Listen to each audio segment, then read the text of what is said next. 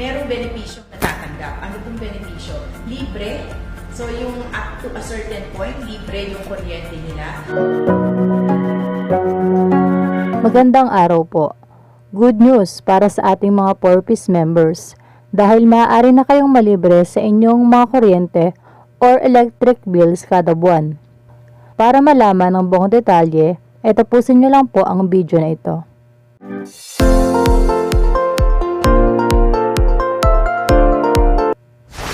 Batay nga sa Republic Act 11552 o tinatawag na Lifeline Rate Act Program mula sa Department of Energy Regulatory Commission, ay maaari ka nang walang bayaran sa pagkonsumo ng iyong kuryente o kaya naman ay magkaroon ng diskwento sa iyong babayarang electric bill. Ito ay dagdag tulong para sa mga benepisyaryo ng 4-piece. Narito ang Lifeline Rate Program rates and parameters para malaman natin ang mga diskwento o malibre tayo sa kuryente kada buwan.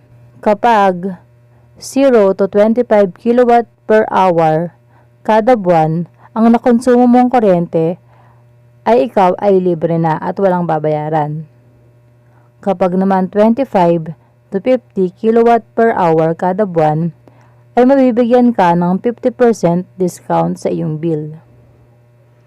Kapag naman 50 to 70 kilowatt per hour, kada buwan ay meron kang 35% discount. Kapag naman 75 to 100 kilowatt per hour, ay meron kang 25% discount. At kapag naman 100 kilowatt per hour pataas, ito po ay hindi nasakop ng subsidiya. Sa Meralco area, kung customer ka ng Meralco, pag ang kinokonsumo mo ay 0 to 25 kilowatt hour a month. So yun po ang measurement po natin ng kuryente ay kilowatt hour. So kung ang kinokonsumo mo ay hanggang 0 to 25 kilowatt hours a month, libre.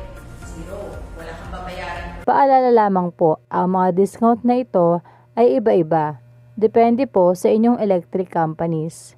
Kaya mas mainam po na makipag-ugnayan po kayo sa kanila.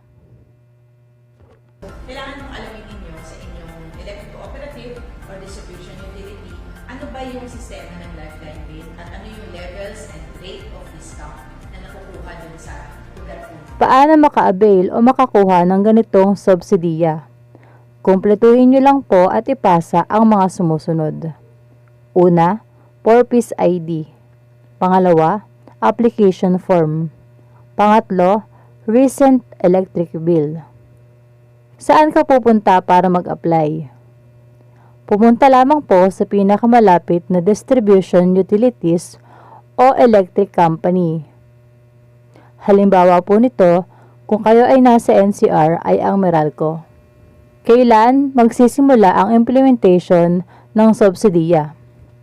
Ang implementasyon ng programa ay magsisimula po ngayong Agosto 2023. Maaari na po kayong mag-register sa inyong distribution utilities or electric company para makakuha ng subsidiya.